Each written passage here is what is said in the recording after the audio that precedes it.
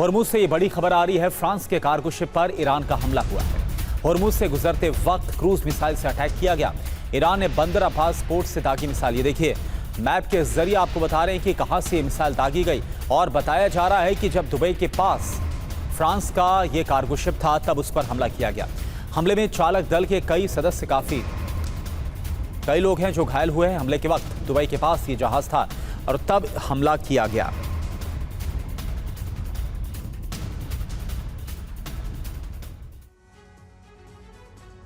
तो फ्रांस के शिप पर अटैक हुआ, लेकिन क्यों किया गया और खबर क्या है?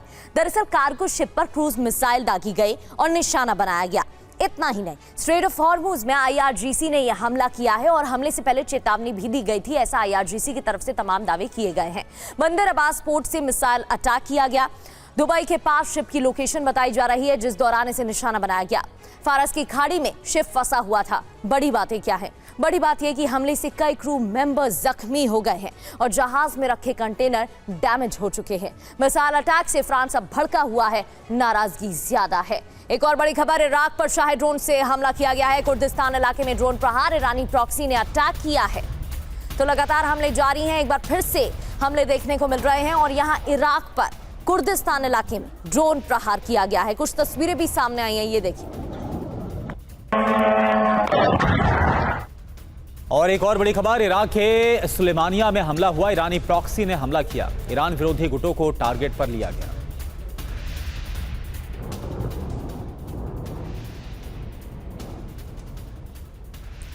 और UAE में जिस तरीके से हमले हो रहे हैं उसी को लेकर बयान सामने आया है। राष्ट्रपति मोहम्मद बिन जायद का बयान है, हमारी सेना ने दुश्मन को करारा जवाब दिया। सेना ने ईरानी हमलों का डटकर सामना किया है, किसी भी खतरे का सामना करने के लिए तैयार। UAE पर ईरान का दोबारा से हमला हुआ। UAE के विदेश मंत्रालय का दावा, ईरान ने मिसाइलों से हमला किया। ईरानी हमलों से क्षेत्रीय तनाव बढ़ गया है। UAE को जवाबी कार्रवाई करने का अधिकार।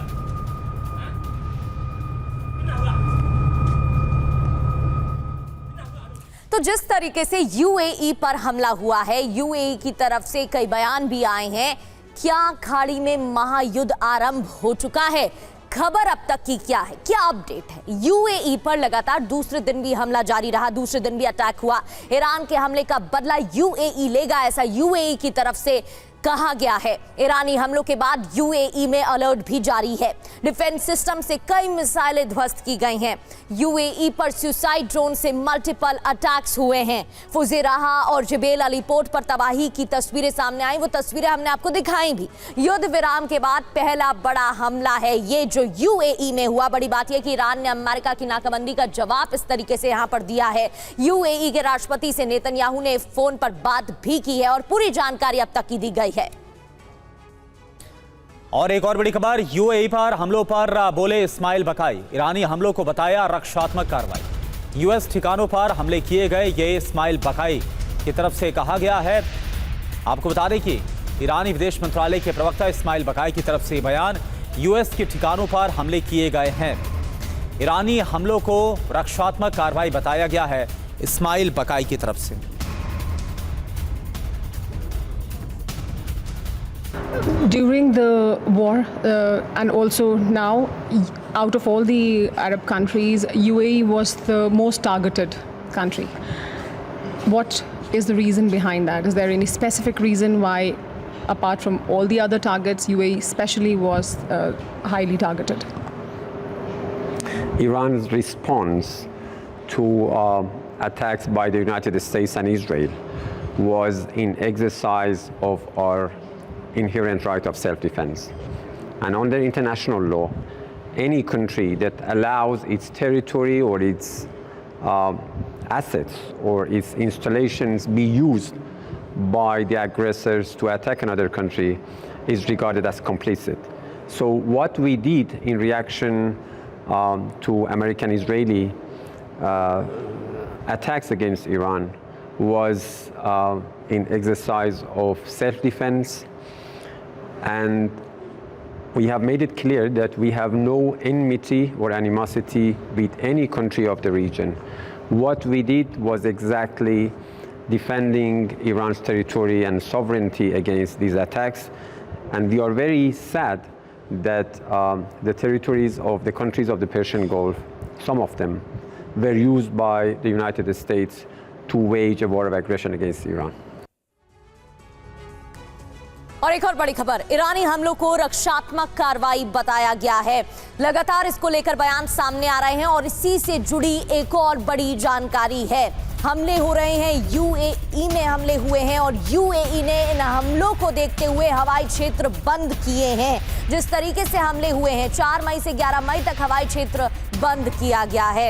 यूएई की तरफ से दावा भी किया गया कि जवाब दिया जाएगा। ईरान के मिसाइल अटैक के बाद यह फैसला लिया गया और हवाई क्षेत्र को बंद किया गया है। और देखिए इस बीच एक और बड़ी खबर, जो यूएई पर हमला हुआ ईरान का, इसको लेकर यूएई के रक्षा मंत्रालय ने ईरान के हमले की पुष्टि कर दी है। ईरान की तरफ से मिसाइल और ड्रोन से हमला हुआ। ईरानी हमलों के बाद यूएई में अलर्ट, लोगों को सुरक्षित जगहों पर जाने की सलाह दी गई है। यूएई में एयर डिफेंस सिस्टम को एक्टिव किया गया।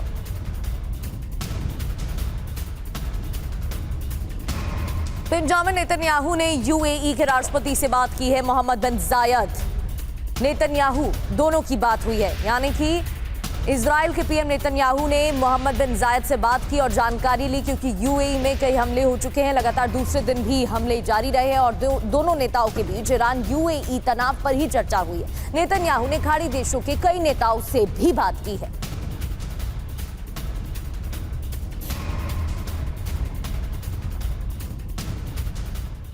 अब सवाल ये उठा है कि यूएई पर ईरान के हमले क्यों? पहला कारण क्या है? यूएस बेस और लॉजिस्टिक्स सपोर्ट यहां पर लगातार मौजूद है। दूसरा कारण क्या है? ईरान की गुप्त जानकारी अमेरिका भेजी गई, इस वजह से हमला किया गया। तीसरा कारण इजराइल के साथ यूएई का अलायंस है। चौथा कारण होर्मुज स्ट्रेट का फुजैरा पोर्ट एक विकल्प है। पांचवा कारण यूएई के ग्लोबल आर्थिक मॉडल पर प्रहार करने की, चोट पहुंचाने की कोशिश। छठा कारण क्या है? क्षेत्रीय वर्चस्व की जो लड़ाई है वो भी साफ तौर पर समझ में आ रही है। सातवां कारण क्या है? अमेरिकी नाकाबंदी का जो बदला है वो यूएई पर हमला करके लिया गया ईरान की तरफ से, ऐसा लग रहा है। और यूएई पर ईरानी हमलों पर इजराइल ने बयान दिया है। इजराइल ने ईरानी हमलों की निंदा की है और पड़ोसियों के साथ ऐसा व्यवहार ठीक नहीं है, ये इजराइल की तरफ से कहा गया है। न्यूक्लियर कार्यक्रम रोकने की बौखलाहट भी है, जिसकी वजह से ये हमले हो रहे हैं। इजराइल का बयान, इजराइल ने ईरानी हमलों की निंदा करते हुए कहा कि पड़ोसियों के साथ ऐसा व्यवहार ठीक नहीं। और इस बीच एक और बड़ी खबर, ईरानी विदेश मंत्रालय के प्रवक्ता इस्माइल बकाई का यूएस पर निशाना। पड़ोसी देशों से रिश्तों पर ईरान का बयान, यूएस सैन्य अड्डों की वजह से हमले। ये ईरान की तरफ से कहा गया युद्ध हर देश के लिए बुरा अनुभव होता है। यूएस सेना से अरब देशों को सुरक्षा नहीं मिलती। Would you see the relations changing after the war between Iran and the neighboring countries?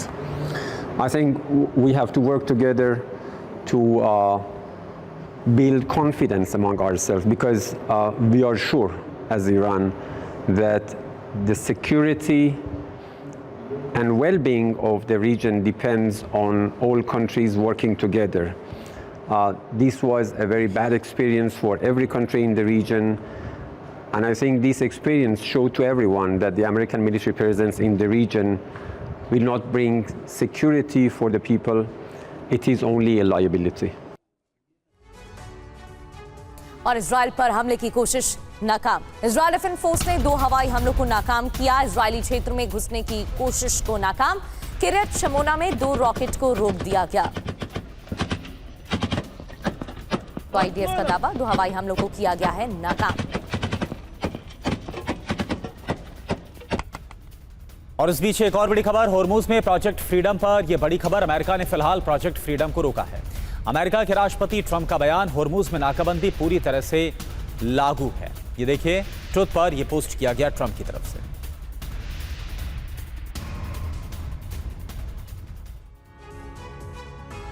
अब सवाल यह है कि स्ट्रेट ऑफ हॉर्मुज में कौन किस पर भारी पड़ रहा है।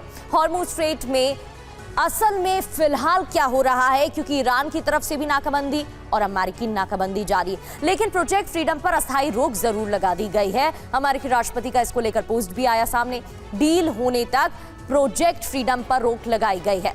ऑपरेशन ब्लॉकेड पर ट्रंप ने नया ऐलान किया है। अब तक नाकाबंदी के तहत ईरान के 51 जहाजों को खदेड़ा गया, यानी कि वापस भेजा गया, रोका गया है। हॉर्मूज के पास अमेरिका के 12 युद्धपोत भी तैनात हैं। 180 दिनों में माइन क्लियरेंस संभव है, लेकिन पूरी तरह से इसे क्लियर करना आसान नहीं। हॉर्मूज रूट पर 2000 जहाज अभी भी फंसे हुए हैं, जिसकी वजह से ईरान को भारी परेशानी भी हो रही है। और इस बीच एक और बड़ी खबर, हॉर्मूज में अमेरिकी नाकेबंदी जारी है। अमेरिका ने 51 जहाजों को रोका। अभी तक ईरान की ओर जा रहे जहाजों को रोका गया है।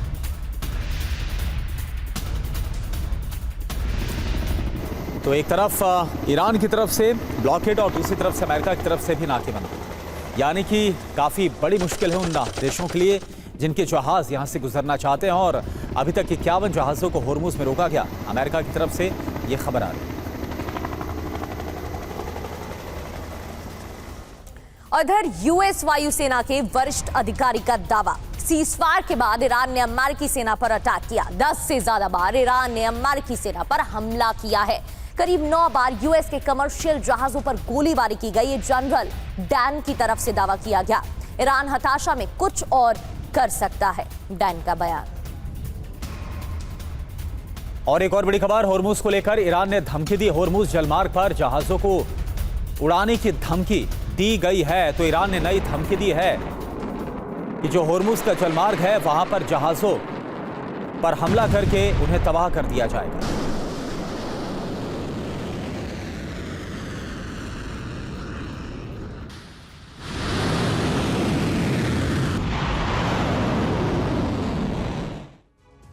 तो देखिए, हॉर्मूज यानी कि समंदर में बैटलफील्ड पूरी तरह से तैयार हो गई। किसी भी वक्त जो विध्वंसक टकराव है वो देखने को मिल सकता है। तो यूएस का जो सैन्य मिशन है वर्सेस ईरान ने कैसे चक्रव्यूह यहां पर बना रखा है, यह आपको दिखाते हैं। यूएस का सैन्य मिशन आप देखिए, ईरान मुक्त हॉर्मूज करना है, यह अमेरिका लगातार बोल रहा है। इधर हॉर्मूज पर हमारा लगातार कब्जा है, यह ईरान की तरफ से जो बयान है वो दिया गया है।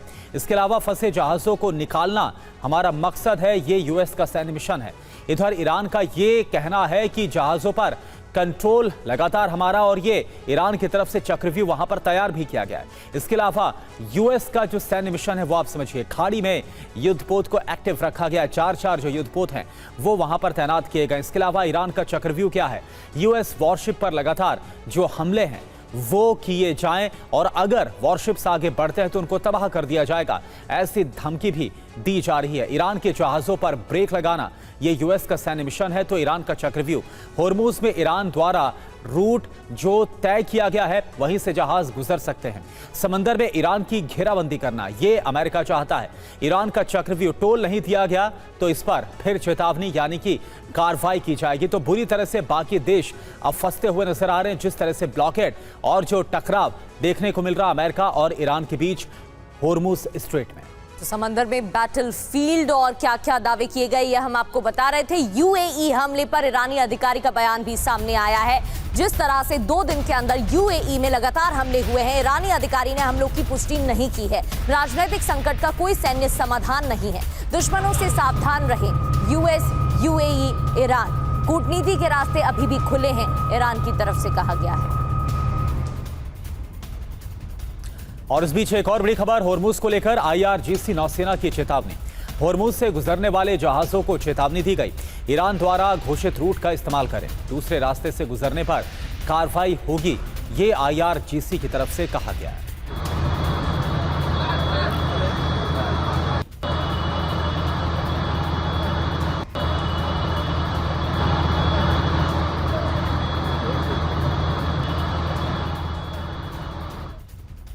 और इन सब के बीच मुस्तफा खामनेई की ललकार, क्या कहा गया, क्या ऐलान किया गया और उसके मायने क्या है।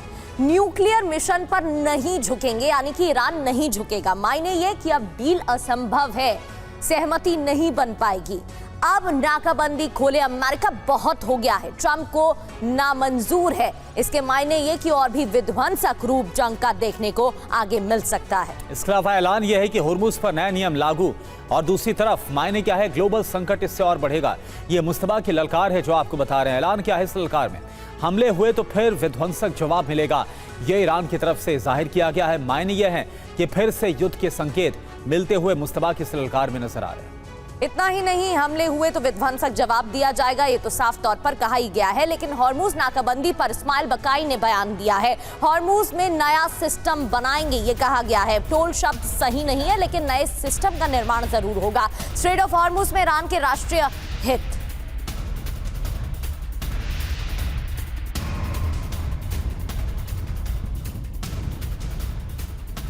Strait of Hormuz is the biggest concern of everybody, and everybody wants to know that what would happen eventually at Strait of Hormuz. But there is also right of navigation. There is this argument that if this was to happen, then Strait of Malacca or Strait of Gibraltar, there also the other countries would start accepting or asking for these kind of tolls.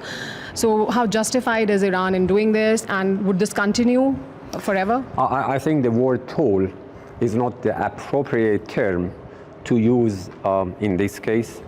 What Iran, as a coastal state of the Strait of Hormuz, did was in exercise of its right under international law to protect its national security and national interests against American-Israeli aggression.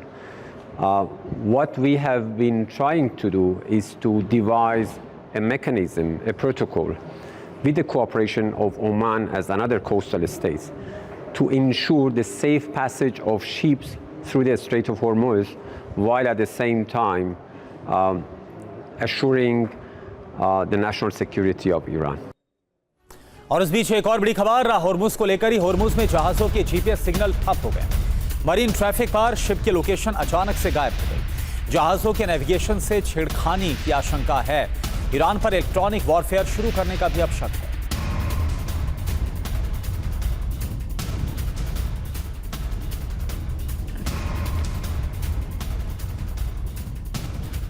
तो Hormuz में GPS की जो jamming है और इसमें जो शक है वो ईरान पर जा रहा है। तो हॉर्मुज स्ट्रेट में जीपीएस जैमिंग की घटना एक बार फिर से तेज हो गई है। इलेक्ट्रॉनिक वॉरफेयर की जो आशंका है जताई गई। इलेक्ट्रॉनिक युद्ध के जरिए जहाजों के नेविगेशन से छेड़खानी की आशंका, और कहा जा रहा है कि मरीन ट्रैफिक पर जहाजों की लोकेशन अचानक से गायब और गलत नजर आ रही है।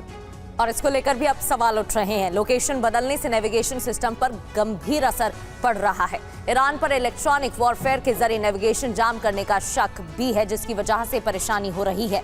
इधर स्ट्रेट ऑफ हॉर्मुज को लेकर रूबियो ने ईरान को घेरा है। मार्को रूबियो की तरफ से बयान दिया गया है, जहाजों पर गोलीबारी करना शर्मनाक है। हॉर्मुज में बारूदी सुरंगें बिछाना भी गलत है। अमेरिका पर इस्माइल बकाई का बड़ा बयान भ्रम फैलाता है अमेरिका। ये इस्माइल बकाई की तरफ से कहा गया भ्रामक बयान देता है अमेरिका, और अमेरिका के मंत्री ध्यान भटकाते हैं यूएस अधिकारी। ये ईरान की तरफ से बयान। We keep hearing from Mr. Trump that he's rejecting this, he's rejecting that, and not accepting this and not accepting that. So is there still room or scope for negotiations or communication, or would that only be by force of strength that the deadlock is finished? Yes, you can see so many contradictory remarks on the part of the United States authorities, and that's basically one of the obstacles to any meaningful diplomacy between Iran and the United States. But still, we have shown our seriousness, our good faith in diplomacy. We are going to be focused on our national interest, and we are not going to be diverted or distracted by different noises that we are receiving from different authorities in Washington. So as far as Iran is concerned, Iranians have shown that they are serious, they are as serious in diplomacy as they are in fighting their homeland against aggression. और इस बीच विदेश मंत्रालय के प्रवक्ता इस्माइल बकाई ने IRGC के मुद्दे पर भी बयान दिया। सरकार IRGC में कोई मतभेद नहीं है, क्योंकि इसको लेकर राष्ट्रपति ट्रंप की तरफ से कई पोस्ट सामने आ चुके हैं और सवाल भी खड़े किए जा चुके हैं। इस पर इस्माइल बकाई ने क्या कहा? झूठ से विचलित नहीं होते, लक्ष्यों पर ईरान का फोकस जारी। There is this narrative also that is being talked about, and especially from the American side, that there is increasing division within the Iranian state, IRGC, and the government, or different factions have different opinions. Is that true, or is there any grounds for that? Let them have their narratives, okay? Let them be happy with these false narratives. We are not going to be, as I said, to be distracted by these false narratives. We have shown that Iran is a united, determined state and is going to keep its resilience in the face of their aggression and their maximalist approach regarding diplomacy. So we are going to keep focus on our priorities and our national interests. और चलिए अब आगे बढ़ते हैं और बड़ी खबर पंजाब से आ रही है, इसका रुख करते हैं पंजाब के जालंधर से। ये खबर है, जालंधर में खड़ी स्कूटी में धमाका हुआ। बीएसएफ हेडक्वार्टर के बाहर यह धमाका हुआ। स्कूटी में धमाके के बाद आग लग गई और तस्वीर भी आप देख पा रहे हैं। धमाके की जांच में पुलिस और फॉरेंसिक की टीम जुटी हुई है। ये देखिए आप, ये बीएसएफ चौक है जो कि बीएसएफ हेडक्वार्टर के बिल्कुल बाहर। यहाँ पर आप देखिए, सुरक्षा के लिहाज से काफी संवेदनशील ये इलाका, ये जगह, और यहाँ पर स्कूटी में ब्लास्ट होना, इसके बाद से पुलिस इन्वेस्टिगेट कर रही है। फॉरेंसिक की जो टीम है वो जांच में लगातार जुटी हुई है कि आखिर ये कैसा धमाका था और क्या इसके पीछे कोई बहुत ही बड़ी और गहरी साजिश थी। आखिर इस जगह ये धमाका कैसे हुआ, अभी फिलहाल इसको लेकर लगातार जांच जारी। ये देखिए आप, एरो के जरिए देख पा रहे हैं कि स्कूटी है, पास में एक शख्स वहां पर खड़ा हुआ है और जैसे धमाका होता है ये शख्स वहां से भाग जाता है जान बचाते हुए। और ये जो तस्वीरें हैं, ये जो धमाका है ये बीएसएफ हेडक्वार्टर के पास हुआ। अब दो तस्वीरें देखिए, ना सिर्फ जालंधर बल्कि सिर्फ 4 घंटे से भी कम के अंतराल में अमृतसर की तस्वीर देखिए, जहां पर ये आर्मी कैंप का इलाका, आर्मी कैंट का इलाका, उसके बाहर ब्लास्ट हुआ और इसको लेकर भी जो जांच है वो जारी है। तो पंजाब के अंदर 4 घंटे से भी कम के अंतराल में 2 धमाके होना, और दोनों ही जो धमाके हैं वो सुरक्षा के लिहाज से बहुत ही संवेदनशील ये इलाके हैं, वहां पर इन धमाकों का होना कई सवाल खड़े कर रहा है। आग लगी है, स्कूटर था, आग लगी है, वेरीफाई कर ये पुलिस देख रही है। ठीक है, इतना ही पता है कुछ फटा है। लेकिन सर किसी कह रहे हैं कि जो एक 2 व्हीलर था उसमें धमाका हुआ, धमाका बहुत जोरदार था। 2 व्हीलर में आग लगा है, अब 2 व्हीलर ही फटा या कुछ और फटा है वो अभी क्लियर नहीं है। जिसका स्कूटर था उसको हमने क्वेश्चनिंग के लिए पुलिस ने लिया है, इन्वेस्टिगेशन कर रहे हैं, पुलिस को बुलाया हुआ है, सब कुछ है। और जालंधर से जहां स्कूटी में ब्लास्ट हुआ वहां हमारे संवाददाता मोहित मल्होत्रा पहुंचे, उनकी एक रिपोर्ट आपको दिखाते हैं। देखिए, 2.5 से 3 घंटे के बीच में 2 धमाके हुए। पहला धमाका 8:15 पर जालंधर में हुआ, बीएसएफ का जो पंजाब फ्रंटियर का हेडक्वार्टर है उसके बाहर, और दूसरा धमाका भी अमृतसर में हुआ, जो खासा एक इलाका है, वहाँ पर आर्मी का कैंप भी है और बीएसएफ का वहाँ पर हेडक्वार्टर भी है अमृतसर का, वहाँ पर ये धमाका हुआ है। फिलहाल मैं जालंधर में मौजूद हूँ, आपको तस्वीरें पहले दिखाता हूँ। देखिए, यहाँ पर ये धमाका हुआ था और आप देखिए इस वक्त एक कपड़े से ढकी हुई आपको स्कूटी का कुछ हिस्सा दिखाई देगा। पूरी तरह से परखच्चे उड़ चुके हैं इस स्कूटी के। माना जा रहा है कि ये आईडी ब्लास्ट हो सकता है। हालांकि शुरुआत में ऐसा लग रहा था कि शायद स्कूटी की पेट्रोल की टंकी में ब्लास्ट हुआ है, लेकिन ब्लास्ट की इंटेंसिटी कितनी थी आप देखिए, पीछे एक बॉक्स है वायर का, वो पूरी तरह से उखड़ा हुआ दिखाई दे रहा है। और ये ठीक बीएसएफ हेडक्वार्टर्स है पंजाब फ्रंटियर का, उसका ये मेन गेट है, उसके बाहर ये धमाका हुआ है। और इस धमाके का एक सीसीटीवी फुटेज भी सामने आया है जिसमें एक युवक यहाँ से भागता हुआ दिखाई दे रहा है। तो काफ़ी सेंसिटिव ये मामला है। करीब 3 घंटे के अंदर 2 मेन जो सैन्य ठिकाने हैं पंजाब में, एक बीएसएफ का पंजाब फ्रंटियर का हेडक्वार्टर जालंधर में और दूसरा खासा में जो आर्मी कैंप है वहाँ पर उसकी बाउंड्री वॉल पर ही धमाका होता है। और एक बात मैं आपको बता दूं कि वहाँ पर जहाँ खासा में अमृतसर में जहाँ धमाका हुआ है वहाँ से चंद ही दूरी पर बीएसएफ का अमृतसर का हेडक्वार्टर भी है। तो ये अपने आप में काफ़ी सवाल खड़े करता है और अब तक की जांच में जो इंटेंसिटी है धमाकों की, उससे लगता है कि ये कोई सामान्य धमाके नहीं हैं। ऐसी जानकारी सामने आ रही है सूत्रों के हवाले से कि आईडी ब्लास्ट किए गए हैं। तो क्या सोच समझकर इन दोनों ही ठिकानों को टारगेट किया गया है, इस एंगल पर तफ्तीश की जा रही है। हालांकि अब तक पंजाब पुलिस ने ऑन कैमरा ये नहीं माना है कि ये कोई आतंकी वारदात हो सकती है, लेकिन अमृतसर की घटना को लेकर सीधे तौर पे बात सामने आई है कि जो आर्मी का जो कैंप है उसकी बाउंड्री वॉल पर कुछ लोहे का टिन मिला है, जिससे ऐसा लगता है कि आईडी यानी इम्प्लोजिव एक्सप्लोजिव डिवाइस के माध्यम से ये धमाका करने का प्रयास किया गया। और जालंधर में भी इंटेंसिटी इतनी थी धमाके की कि 1 किलोमीटर के दायरे में धमाके की आवाज़ सुनी गई। और अब आपको 3 तस्वीरें दिखाते हैं। जालंधर ब्लास्ट से जुड़ी ये तस्वीरें हैं, एक एक कर इन तस्वीरों को देखिए। ब्लास्ट का सीसीटीवी वीडियो पहली तस्वीर में आपके सामने, दूसरी तस्वीर जहां ब्लास्ट के बाद स्कूटी जलती हुई दिख रही है, और तीसरी तस्वीर जहां सुरक्षा कर्मी मौके पर पहुंचे और जांच शुरू की गई।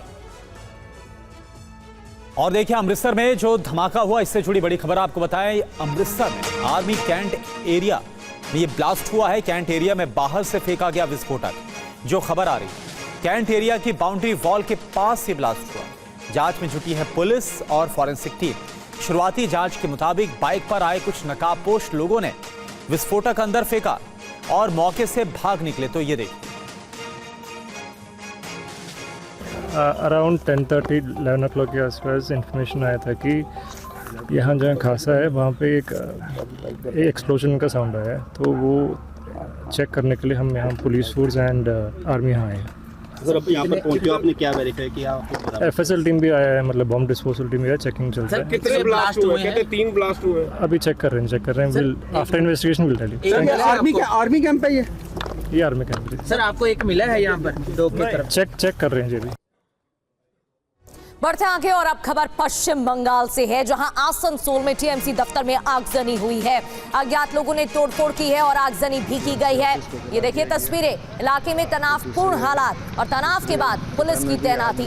आगजनी के पीछे असामाजिक तत्व हैं, जब बीजेपी का आरोप है, तो वहीं तोड़फोड़ के पीछे हमारे कार्यकर्ता नहीं है, ये भी बीजेपी की तरफ से साफ किया गया। और देखिए आप टीएमसी सांसद कल्याण बनर्जी का दावा, जगत बल्लभपुर के टीएमसी दफ्तर में आगजनी की गई है। कल्याण बनर्जी ने बीजेपी पर आगजनी का आरोप लगाया है।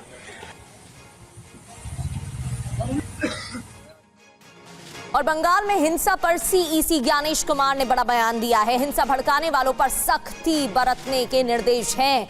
तोड़फोड़ करने वालों के खिलाफ सख्त एक्शन के निर्देश दिए गए हैं सीईसी ज्ञानेश कुमार की तरफ से। ज्ञानेश कुमार ने बंगाल के मुख्य सचिव और डीजीपी को आदेश दिए हैं। डीएम, एसपी और पुलिस अधिकारियों को गश्त बढ़ाने के भी आदेश दिए गए हैं।